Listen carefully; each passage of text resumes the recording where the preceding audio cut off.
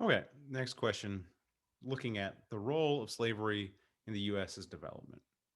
The US really becomes an economic powerhouse really in the back half of the 19th century, in the back half of the 1800s after uh, the Civil War. But there are these questions and the debate that is, actually playing out um, you know, uh, rather vividly right now, kind of thinking about the impact of slavery in the U.S.'s development. So I'm going to try to stick to just kind of what the data says, and then a lot of this will be a review of what we've kind of looked at previously in the course. And I think one of the important things that is missed a lot oftentimes is what I've tried to emphasize throughout this course is the world really changes with the industrial revolution, where you go from like a zero sum economy, extractive based economy, which your wealthy regions are the most extractive, to in a knowledge based, innovation based economy. And so in that innovation based economy, it's like what is your human capital, what are the new inventions, what are the new innovations that are coming to fore. That's really the engine of wealth kind of post industrial uh, revolution. And so you see the institutions that generate wealth prior are not really necessarily going to be the institutions that generate wealth post industrialization. You can still have people getting rich off extraction. Obviously in the present you still have plenty of people whose wealth comes from extraction. But at the country level, really, your rich countries are your most innovative. People make fun of me how I say that word. That's how I say it: innovative, innovative. I don't know. I say it innovative. Okay, so whatever. That's my chosen pronunciation of the word. So we've already kind of covered this, but this is the reversal of fortune, where your poorest places become your richest places. Um, your poorest countries or colonies become your richest countries in at the end of the 20th century. And as we said, this kind of pattern exists with the South as well. So the South starts as the most wealthy region of the U.S., as we've covered previously. Where the South, this is where your wealthy plantation owners are your richest men in the colonies, and this is definitely the richest area. But you see it dropping off throughout the 1800s as the North becomes that more industrial economy based on innovation. So it's not as like it's not that the South declines, it's really that the North grows and the North becomes that economic powerhouse. And so you see by the time of the Civil War, the North has the population, the manufacturing, the exports, the merchants, the railroads, the grain, the farms, iron, banking, everything is in the North. Now, some of this is intertwined, particularly the banking, with the South. So some of this is not. It's not like it solely exists in the North. Some of this is intertwined with those plantation owners in the South. So it's not as if they're two completely independent places. All right, here's your canals. Again, that's all in the North. Here's your railroads post Civil War, 1898.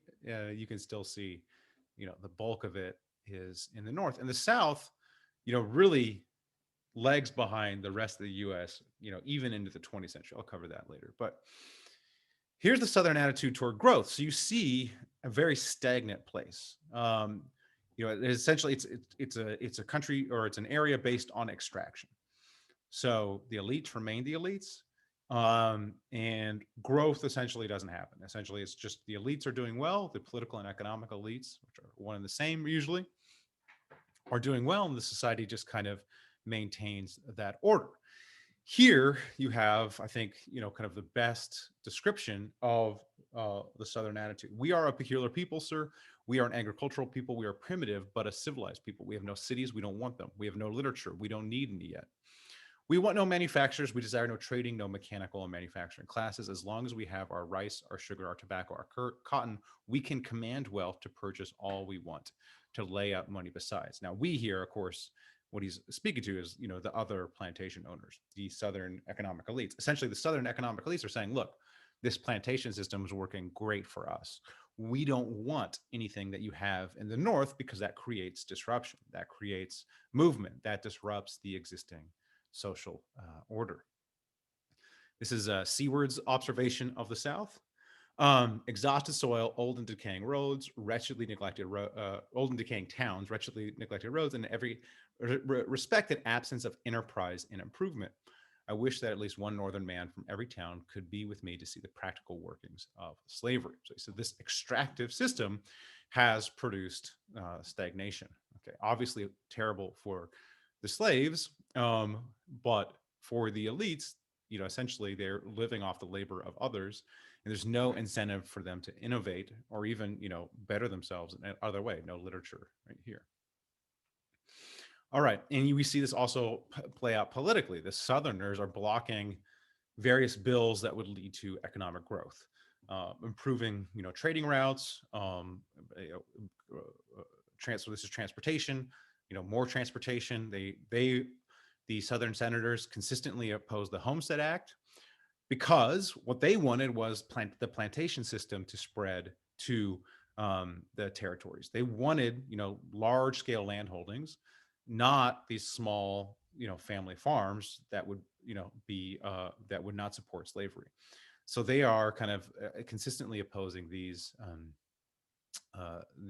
various things that would improve the economic prospects of the U.S. They also underinvested in education relative to the northern counterparts. So you see the educational attainment of southern elites lag behind the northern counterparts, and there's very little entrepreneurship. Okay, in terms of patenting, we've covered the cotton gin, which is credited to Eli Whitney, who was a northerner. There's lots of credible evidence that it was invented by a slave, at least in conjunction with Whitney. So your southern elites, your southern plantation owners, they're certainly, you wouldn't characterize them as entrepreneurs. There's not much innovation, and their educational attainment is lagging behind. So all of these institutions that become important post-industrialization are not really happening in the South, or they're lagging behind the North. So the things that produce growth are not really happening there. Now, the Southern elites are still wealthy, and certainly the South was the most wealthy um, um, at the time of the Revolution, and then prior to that. Sorry, I'm being interrupted by a child. You need to get your water, Dino? Okay. All right. All right. Yeah, we'll have some water, buddy. Okay. We can see this, so this once we enter an industrial world, once we enter a world with manufacturing and other forms of growth besides extraction, you see the areas based on slavery lag behind. So you see this even within Georgia, the poorer counties are the ones with the richer counties are the ones that outlawed slavery initially, and you see this in other countries that vary in terms of they have some areas with slavery and some without. So you see that in Peru, Melissa Dell work, and then Asamoglu, Garcia, Jimeno, Robinson for Colombia find similar results. Now, there is a case to be made that a lot of that northern growth is aided by slavery. So this is made by Douglas North, and then the new historians of capitalism kind of make this claim as well. Say, look, the southern wealth is important for the 1700s to kind of put the U.S. on the world stage, and then lots of your northern banks and financial institutions are intertwined. Doing shipping and insuring, with the slave trade, and then with cotton. Um, and then there are other historians who really put slavery, you know, very prominent with respect to the Industrial Revolution. So the Industrial Revolution in England, what's happening there is this is the first time you get sustained innovation. That sustained innovation is in textiles, which is making clothing. The inputs to textiles are cotton. So the raw input to the textile sector, which is the first place we see sustained innovation, is cotton, which in this time period is grown with slavery. So a lot of other historians kind of put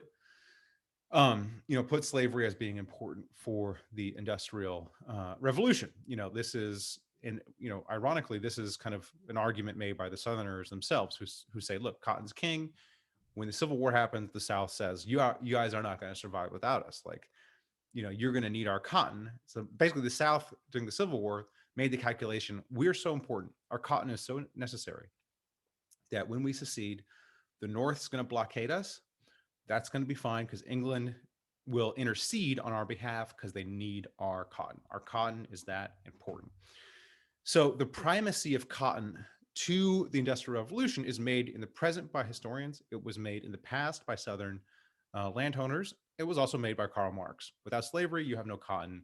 Without cotton, you have no modern industry. It is slavery which have created world trade, and world trade is the necessary condition for large-scale machine industry, caused slavery to disappear, and you have wiped America off the map of the nations. Okay, so you have all these people kind of arguing, look, slavery is very important for cotton growing, and therefore it's important for the Industrial Revolution.